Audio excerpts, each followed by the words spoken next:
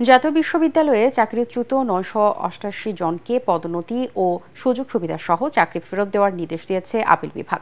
প্রধান বিচারপতি সৈয়দ রেফাত আহমেদের নেতৃত্বাধীন ৭ বিচারপতির বেঞ্চ এ রায় দেন। জাতীয় বিশ্ববিদ্যালয়ের চাকরি বিধি যথাযথ অনুসরণ করে ২০২৩ ও ২০০৪ সালে বিভিন্ন স্মারকে এসব কর্মকর্তা কর্মচারী নিয়োগ দেওয়া হয়েছিল। ২০১১ সালে আদালত তাদের নিয়োগ অবৈধ ঘোষণা করা হয়। এরপর বিশ্ববিদ্যালয়ের সিন্ডিকেটের সভায় তাদের চাকরিচ্যুত করা হয়। গত ৫ আগস্ট আওয়ামী লীগ সরকারের পতনের পর চাকরিচ্যুত এসব কর্মকর্তা কর্মচারী চাকরি ফিরে পাওয়ার দাবিতে আন্দোলনে নামেন। এরই প্রেক্ষিতে গত ৯ সেপ্টেম্বর সিন্ডিকেটের সভায় চাকরিচ্যুত ৯৮৮ জন কর্মকর্তা কর্মচারীর চাকরিতে পুনর্বহালের বিষয়ে রিভিউ পিটিশনের সিদ্ধান্ত নেয় জাতীয় বিশ্ববিদ্যালয়। ক্ষমতাচ্যুত আওয়ামী লীগ সরকারের আমলে প্রতিহিংসার শিকার হয়ে চাকরিচ্যুত ৯৮৮ কর্মকর্তা কর্মচারীর চাকরিতে পুনর্বহালে সন্তোষ প্রকাশ করেন আদালতে উপস্থিত জাতীয় বিশ্ববিদ্যালয়ের কর্মচারীরা।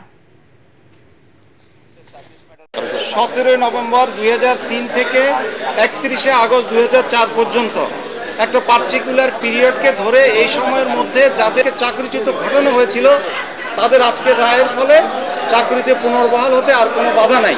রায় পাওয়ার সঙ্গে সঙ্গে আমরা এটা জাতীয় বিশ্ববিদ্যালয় সিন্ডিকেটের কাছে পাঠাবো এবং জাতীয় বিশ্ববিদ্যালয় সিন্ডিকেট সিদ্ধান্ত নেবে কত তারিখ থেকে এদেরকে পুনর্বহাল করা হবে।